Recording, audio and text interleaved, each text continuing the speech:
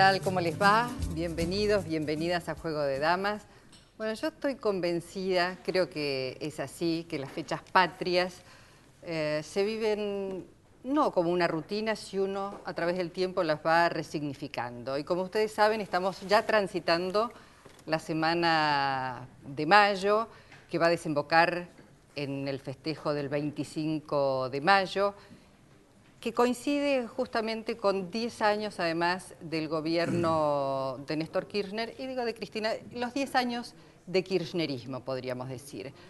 Vamos a estar hoy hablando con 4 historiadoras para tratar de hacer una suerte de paralelo, si esto fuera posible. Lo vamos a intentar, por lo menos a tomar algunos tópicos para ver cómo se vivía, qué se discutía en aquel momento y qué se discute hoy. Pero antes de ir a nuestras 4 damas que van a jugar esta noche, lo invitamos al ministro de Educación, Alberto Sileoni, también para reflexionar sobre este momento que se está viviendo, sobre estos 10 años, pero además coincide en que hoy la presidenta hizo anuncios importantes y anuncios que han tenido, me parece, un impacto no menor en lo que tiene que ver con la escolaridad, con los chicos cursando con la matrícula escolar. Me estoy refiriendo a la asignación universal por hijo y a las asignaciones familiares. Saben ustedes que, bueno, lo han venido escuchando, la presidenta hoy, y también asignación por escolaridad, que hizo anuncios importantes de aumentos de estas asignaciones. Bienvenido, ministro, ¿cómo va? Gracias, Luisa.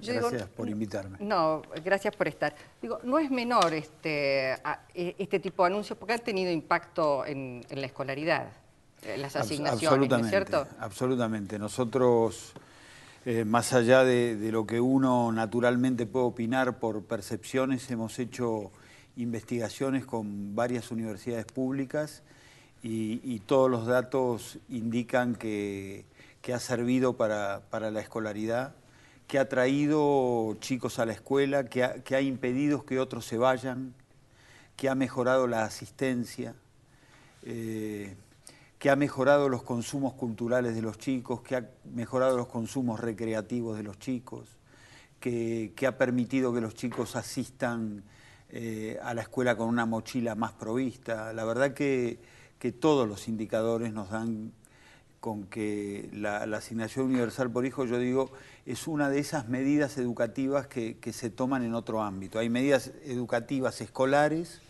y hay medidas que impactan en la educación que pueden ser de otra naturaleza, como los 5 millones de puestos de trabajo, que si una familia está mejor constituida, impactan en la educación de los hijos, y como la asignación universal por hijo, sin duda.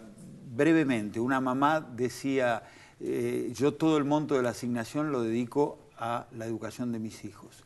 Otra decía, yo con una parte de la asignación mejoro las chapas porque en invierno hace frío. Y nosotros creemos que ese destino también es un destino educativo. Claro, sin lugar a dudas. El festejo del 25 tiene como lema, como consigna, una década ganada. Digo, cuando se ha hablado de décadas perdidas en la República Argentina. Yo recuerdo hace muchos años que hago periodismo, que en algún momento, en alguna época histórica de nuestro país, los chicos iban al colegio a comer. Si hace un balance de estos 10 años en materia de educación, ha sido una década ganada, sin lugar a dudas. Totalmente. Yo creo que en uno de los ámbitos de las políticas públicas donde se ve con mayor claridad es en educación. Se podría analizar otras tantas cosas y también se va a ver con mucha claridad, pero usted da una pista central. El corazón de la escuela hace unos años atrás era el comedor. Y la verdad que nunca puede ser el lugar decisivo de la escuela el comedor, porque a la escuela se va a aprender. Y hoy vuelve a jugarse el destino de la escuela en el aula.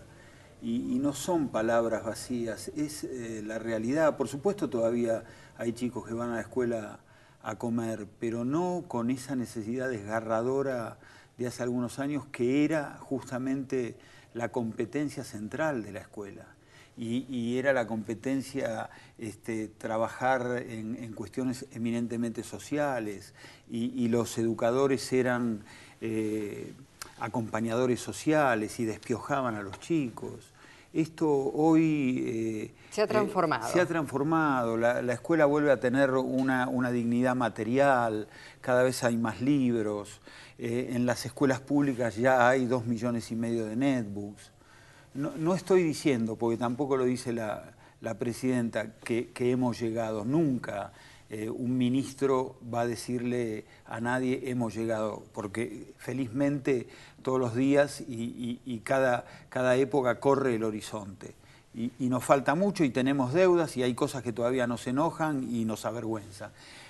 Pero en comparación con aquella escuela y con aquella sociedad del 2001... Claro, con estos 10 años, ¿no es cierto? Estos 10 años me parece que han sido, sobre todo en algunas áreas de transformación muy importantes. Después uno escucha, yo siempre lo discuto bastante con Mario Barletta, que él habla mucho de la educación, de lo deficitaria que es la educación en la Argentina y de las deudas que existen y la pésima educación. Pero yo digo, yo tengo, por supuesto, sé que...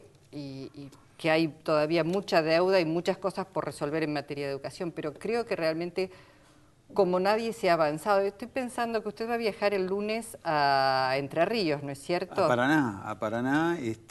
Conmemorando estos 10 años, de alguna manera. Nosotros los educadores, en algún sentido decimos que nos hemos arrebatado el primer acto de gobierno de Néstor Kirchner. El primer acto de gobierno, 27 de mayo del 2003, de Néstor Kirchner, fue ir a Entre Ríos, a Paraná. Era una provincia no gobernada por el peronismo, que hacía 90 días que no pagaba salarios en cuasimonedas. Y no es cierto, como dicen algunos, que se empezó a invertir en educación cuando al país le empezó a ir mejor.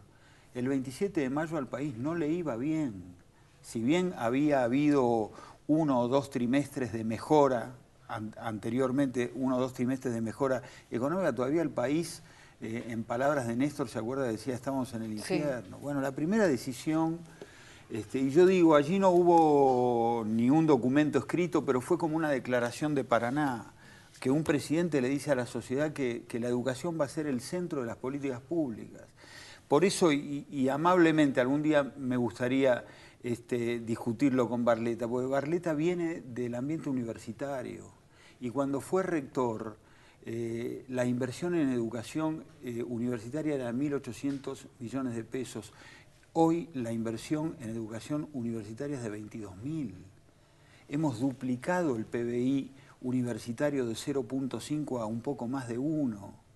Entonces, digo, todo el mundo tiene derecho a opinar, pero aquel que viene de la comunidad educativa o universitaria, algunos cambios debe advertir. No, claro, por supuesto, como usted dice, las críticas hay que escucharlas y hay que ver de qué se trata. Ahora, cuando no se reconoce nada, absolutamente nada de lo que se ha hecho y lo que se ha avanzado, eso es lo que a mí en general me cuesta a veces ver, porque digo, claro que hay deudas y que habrá deudas, como usted dice, se va corriendo el horizonte.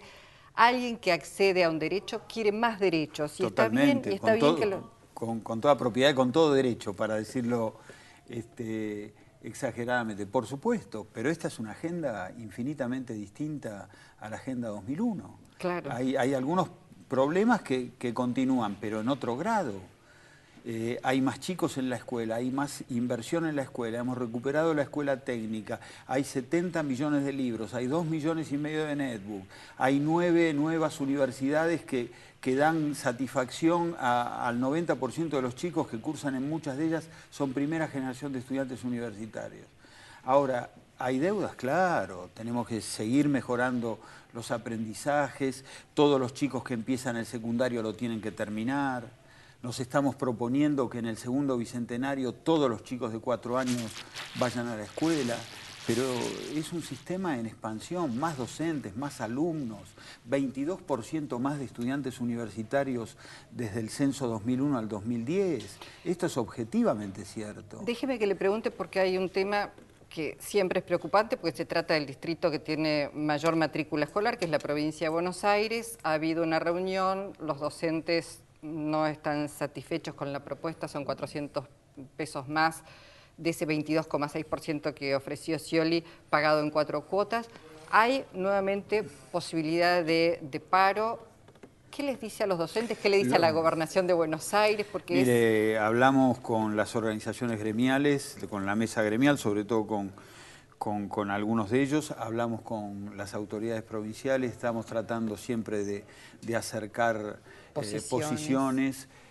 Toda la inversión del Ministerio, el 40% de esa inversión va a la provincia de Buenos Aires. De las 1.800 escuelas, haga el cálculo, del 30 y pico por ciento fueron allí, los libros, las netbooks, los salarios, porque el Ministerio de Educación de la Nación invierte 5.000 millones de pesos en salario, y muchos de ellos, una gran proporción de esa cifra va a la provincia. Lo último que escuché es que la provincia estaba en condiciones y con espíritu de mejorar esa oferta. Tenemos 5 días más de conciliación obligatoria. La verdad que aspiramos a que lo resuelvan, porque como usted dice, 4,5 millones de alumnos. Acaba de resolver el Chaco, que era una de las últimas provincias que teníamos en conflicto. Hace días había resuelto Neuquén. Por tanto, es el único conflicto que nos queda, y la verdad que aspiramos a que se solucione. Ministro, se está cumpliendo 2013, además, el bicentenario de la Asamblea del año 13. Sí. Una asamblea de los derechos. Una asamblea de los derechos, digo, cuando no se hablaban de derechos humanos, que abolió la esclavitud. Si usted tuviera que decir hoy, pensar, ¿cuál es la esclavitud de este tiempo? ¿Somos esclavos de algo este tiempo, le parece? Sí. Yo creo que la pobreza es uno de los rostros de la esclavitud, Luisa. La pobreza, la ignorancia. La pobreza se roba la niñez, lo primero, ¿no? Retasea la infancia. Hace que en vez de infancia algunos chicos vivan una vida de chicos sueltos, ¿no? De infancia, en términos de un momento de la vida que uno encuentra afecto, cobijo, resguardo. Entonces yo creo que sigue siendo el gran desafío. En términos educativos, la pobreza es un gran obstáculo educativo, porque retasea oportunidades, desiguala, pone trampas, mete zancadillas en aquellos que la sufren. Yo creo que por ahí, y de la mano de la pobreza, quizá la ignorancia. Por eso a mí me parece esta es una época muy fecunda en términos de la discusión pública, en términos de una sociedad que se ha animado a abordar otras discusiones. ¿No cree que hay falta de libertad para eso? Porque no, uno escucha que tengo miedo, que falta libertad, que entonces... Yo digo, es paradójico que algunos que dormían plácidamente cuando se llevaban gente en la noche y se llevaban periodistas, hoy puedan estar temerosos de la falta de libertad, ¿no? Me parece que es una falta de respeto a ese pasado próximo que hemos vivido todos. Aquel que diga que hoy hay falta de libertad es porque lo dice intencionadamente o no vivió la dictadura, que todavía nos duele, y que en estos días, con la muerte de un dictador, Luisa, ha muerto Videla en una cárcel pública, purgando una condena. Esto habla muy bien de la sociedad argentina. Gracias, ministro, por haber venido esta noche. Gracias. Nos vamos al corte. Cuando regresemos, 4 damas, 4 historiadoras estarán hablando de la Revolución de Mayo, de lo que se discutía entonces y de lo que se está discutiendo hoy en la Argentina y la región.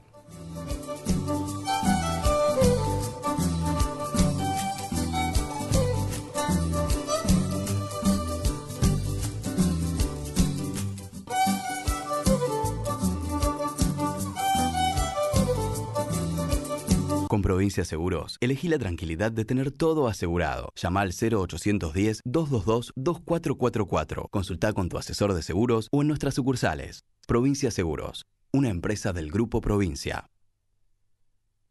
Grupo Petersen, desde 1920, construyendo el país. Cuando nacemos, todos hablamos el mismo idioma. El idioma de las no palabras. Es el mismo que se habla en Argentina, Uruguay, Brasil o Paraguay. Es un idioma que disfruta mucho los silencios y también las oraciones maravillosamente largas. Es un idioma sin fronteras que nos une sin importar de dónde seamos. Por eso, cada vez estamos en más lugares para darte eso que queremos todos. Tranquilidad, estés donde estés. Sancor Seguros. Cumplimos 15 años y lo celebramos inaugurando la nueva Terminal B de Ezeiza, con una inversión de 570 millones de pesos. Aeropuertos Argentina 2000. Soñamos con vos.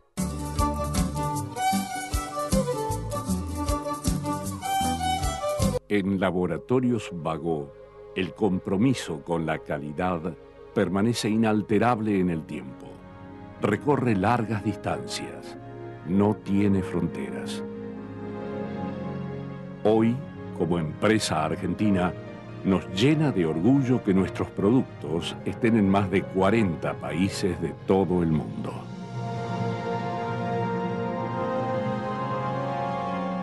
Laboratorios Bagó.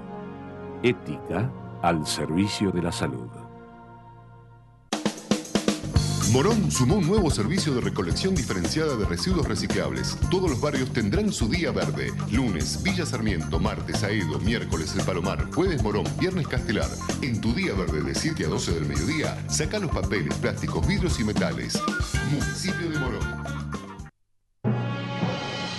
ENARSA trabaja con el fin de mejorar y aumentar la producción, distribución y comercialización de gas en todo el territorio nacional. Estamos llevando gas natural por primera vez a 6 provincias argentinas que representan más de 5 millones de familias como la tuya. ENARSA Gas, inyectando la energía a tus ganas de crecer.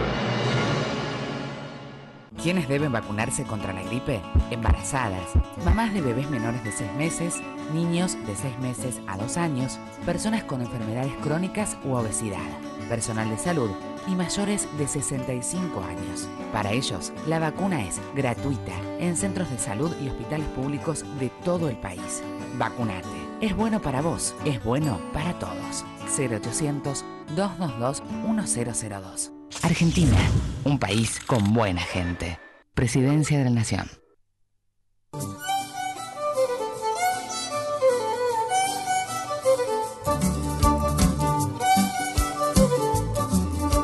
Bueno, qué interesante que haya 4 mujeres que son historiadoras.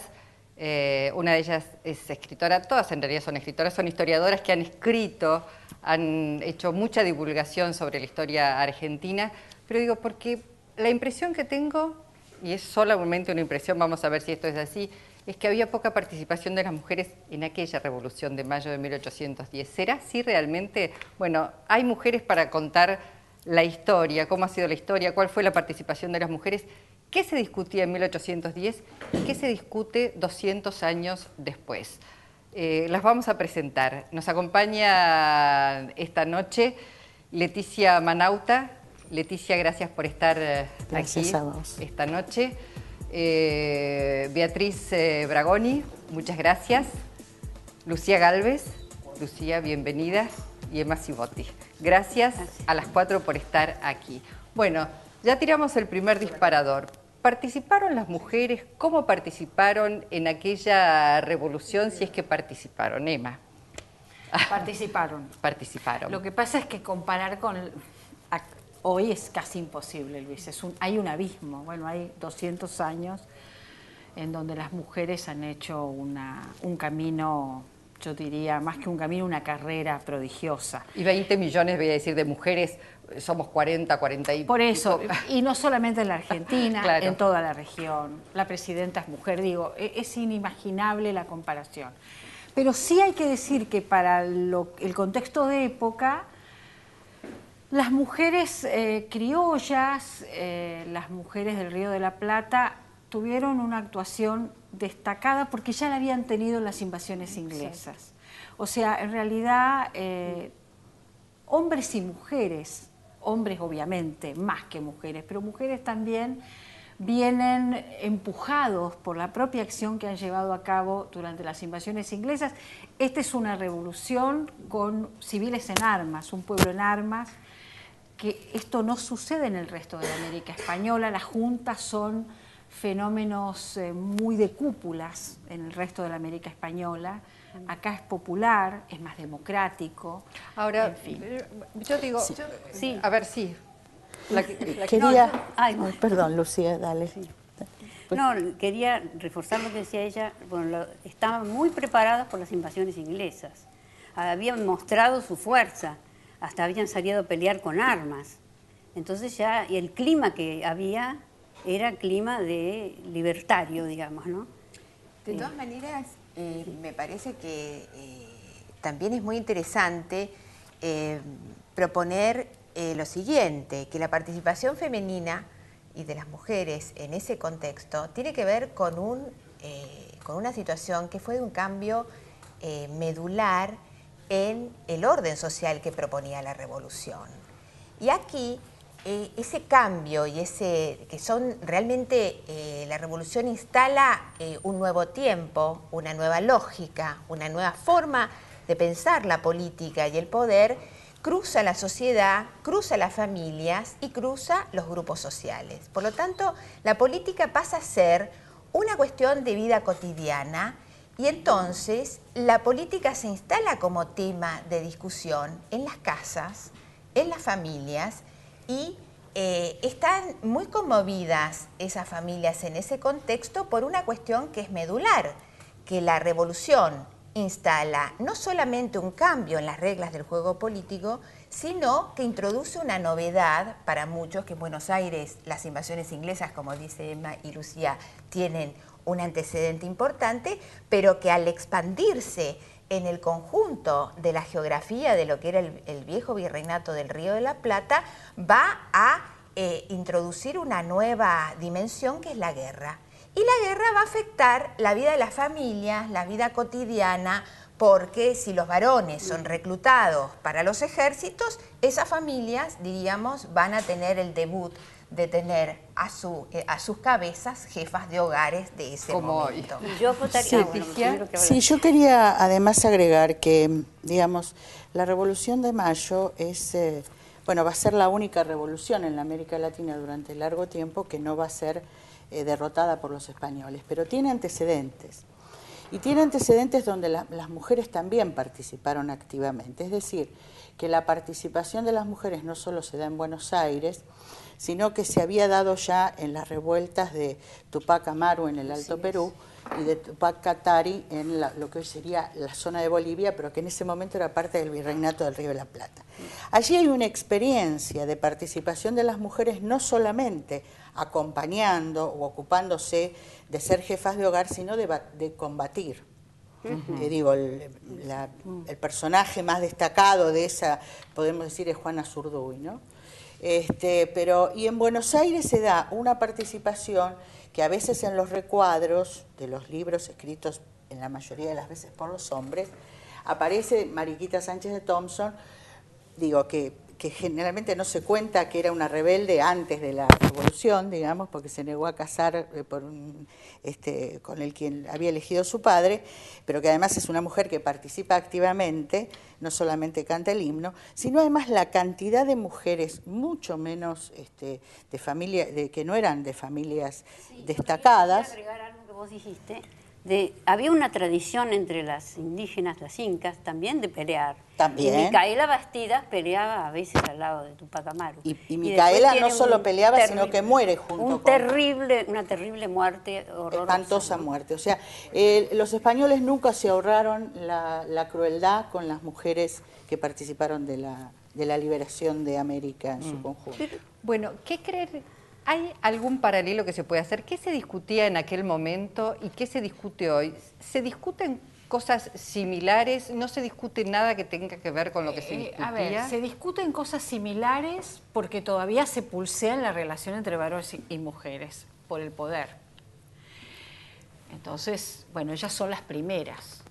En ese sentido, tal vez hay que decir que aquella época está tan influida por el siglo de las luces todavía, es más dulce de lo que va a venir después en esta especie de choque, ¿no? Pero no digo solamente entre varones y mujeres, sino de ¿qué es lo que se discutía de la realidad, del orden que había? Claro, lo que pasa es que digo, los varones todavía ponen la agenda entonces, y como miran a las mujeres se sienten miradas por los varones y en función de eso también interactúan. Hay que esperar todavía muchos años para que haya autonomía total en la voluntad de las mujeres. Esto me parece que es importante el decirlo. Hoy somos autónomas. Hoy nosotras incorporamos nuestros deseos, voluntades a la agenda y discutimos, bueno, cuestiones como la salud sexual y reproductiva. Digo, hay un abismo entre aquella época y en ese sentido, ¿no? Yo creo, Emma, que lo importante son los momentos de crisis, porque en realidad no siempre mientras más atrás más sujeción hubo, sino que los momentos de crisis permiten a la mujer salirse de su rol habitual porque la necesita, para hacer lo que hacía el hombre. Bueno, entonces esos momentos de crisis son aprovechados por las mujeres para tener más libertad. Y mayor protagonismo. Exacto. Ahora, cuando vuelven los momentos tranquilos, la mujer vuelve un poco a lo... Ahora no, ahora estamos en crisis perpetua. Bueno, de todas maneras, el tema, diríamos, de las reivindicaciones y de la expansión de libertades que podemos decir este momento contemporáneo tiene un diálogo con ese momento revolucionario, ¿no es cierto? Es un momento en donde, justamente, como decía Emma, la Ilustración marcó una agenda de cuestiones filantrópicas y de las libertades públicas, y también del peso que tenía la ley para una cuestión que en ese momento era obvio. Había que poner límite al poder del rey. Y esto instaló ese principio que es rector de todas las democracias, ¿no es cierto?, y de todas las repúblicas, que tiene que ver con el valor que obtuvo lograr digamos, acordar sobre las formas de convivencia de esas comunidades políticas que nacieron del colapso del Imperio Español, y la ley y la Constitución se convertía en el baluarte de la defensa de los derechos de los ciudadanos, ¿no es cierto?, el gran legado de la Revolución Francesa. Por lo tanto, esa revolución de mayo, nuestra revolución, podemos decir, junto con las revoluciones hispanoamericanas, se instala en esa estela de las grandes revoluciones que marcan el nuevo mapa para la política contemporánea y que marca un nuevo mapa en la geografía hispanoamericana. Y ahí también nacen los grandes dilemas que hasta ahora tenemos los países latinoamericanos también. La discusión entre centralismo y federalismo, la discusión entre centralización del poder y la distribución de ese poder, la manera en que los ciudadanos quedan frente al Estado. Digamos, la agenda se abre hace 200 años y bueno, y es un ensayo permanente entre esos preceptos, podemos decir, de las tradiciones políticas en las que nos inscribimos y los grandes dilemas que hoy todavía, como recién decía el ministro, podemos tener muchos beneficios, pero también hay muchas deudas. A mí me gustaría volver a ese 25 de mayo, a esa semana anterior, porque como decía que era una revolución muy querida, pero tuvo la característica acá de ser incruenta, no corrió sangre. Sin embargo, en el noroeste se cobró miles de víctimas, fue algo tremendo. Por eso empezó muy civilizadamente, digamos. Pero ya después, además, no era en realidad contra españoles y criollos. Había, en los dos bandos había criollos y españoles. Sí. Leticia. Era más sobre... Perdón. Yo estoy de acuerdo con Lucía en esto que dice, que la cosa estaba mezclada, pero me parece que un tema que atraviesa, digamos, la historia de la Argentina tiene que ver con liberarse o no liberarse, el tema de la dependencia o de la soberanía. Está claro que digamos, la fuerza estaba puesta en liberarse del yugo español, que realmente era complicado, digamos, pero a su vez era un imperio en decadencia. Luego viene ya, sin haber terminado todavía de liberar a la América, ya está la presencia de los ingleses. Y empezamos con una nueva historia de dependencia que tiene que ver con otros modos, ya no de invasiones, ya no de virreinatos, sino de temas económicos, mercantiles y de oligarquías que se alían, ¿no? Y que entonces esa discusión, si nos liberamos absolutamente y de toda potencia, como dice la Declaración de la Independencia de 1816, empieza a tener otra coyuntura, que es que dura, digamos, vamos a decir, esa dependencia retratada por Scalabrini y Ortiz en toda la historia de los ferrocarriles en la Argentina, que da cuenta de toda esa maraña de la dependencia, después tiene un nuevo momento en el 45, a partir del 45 con el peronismo, y está esa discusión de los países centrales y los países dependientes, y creo que hoy pasa por el tema de las deudas y los desendeudamientos, o sea que el tema permanentemente está puesto sobre la mesa, pero redefinido por las distintas coyunturas históricas. Vos sabés que yo pensaba, cuando vos hablabas, vos habías dicho algo que es absolutamente cierto y que la verdad es que didácticamente lo tenemos que repetir siempre, que es que la Revolución de Mayo es la única que no retrocede nunca. Los españoles nunca pudieron volver a tomar Buenos Aires. Cayeron todas las juntas americanas, desde Caracas hasta Santiago de Chile. El retroceso y el avance realista fue total, excepto acá. Y eso hay que decirlo porque me parece que ahí nace algo que es muy propio de la sociedad argentina, que es su extraordinaria dinámica. Somos una sociedad con una gran capacidad de movilización. Y eso me parece que se mantiene a lo largo de nuestra historia. Y yo no quise, o sea, es cierto lo de la dependencia, ahí se puede hasta discutir los modelos, porque digo, dependencia es toda la región, no es solamente un problema nuestro, es un problema de Chile, es un problema de Brasil, es un problema de Uruguay, de Paraguay, etcétera, etcétera. Pero la cuestión de la dinámica social en relación al Estado o a las formas del Estado o del poder, y esa dinámica y esa capacidad de movilización social ciudadana, a mí me maravilla, porque te diría que nunca el gobierno de turno que trató de controlarla logró controlarla, digamos. Es algo que aparece, no sé si tiene que ver nuevamente con las invasiones inglesas o cómo fue mayo de 1810 o lo que sea. Una sociedad frontera. Pero que seamos una sociedad de frontera, como dijo el Papa, en el último rincón del mundo, pero la verdad es que es una cosa notable que hoy le da una dinámica a la política argentina extraordinaria. Y otro tema que creo, que se actualiza también y que curiosamente empieza de una manera y estamos tratando de que termine de esa misma manera es el tema de la patria grande. De la patria grande, ese tema tan caro a Bolívar y a los libertadores. Y a Güemes. Que tiene que ver con que, y que yo lo mencioné cuando dijéramos un solo territorio, entonces esto que estaba dividido, digamos, por el Imperio Español de una determinada manera, de todas maneras hace soñar a los libertadores con que esto va a ser posible tener una patria latinoamericana. Esto no se produce precisamente por esa, entre otras cosas, guerras que se producen entre hermanos y divisiones por luchas de poder. Pero fíjate que estamos en este año, y cerca del 25 de mayo, con una propuesta desde un gobierno nacional y popular que tiene que ver cómo reconstruir, y con los gobiernos de la región, cómo volver a reconstruir desde otra manera, no desde que territorialmente vamos a ser uno, pero reconstruir esa unidad latinoamericana. Beatriz. Yo quisiera, si me permiten, una cuestión vinculando con estas, diríamos, con mis colegas, una cuestión que planteó Emma, que es lo siguiente. La Revolución de Mayo es una revolución que comienza siendo porteña, diríamos, y que tiene el gran desafío que es exitosa, pero que ese éxito es limitado en la medida en que la vieja jurisdicción que tiene el Virreinato del Río de la Plata, sobre ese territorio no se puede organizar un nuevo Estado. No hay una comunidad política, sino que surgen diferentes países, ¿sí?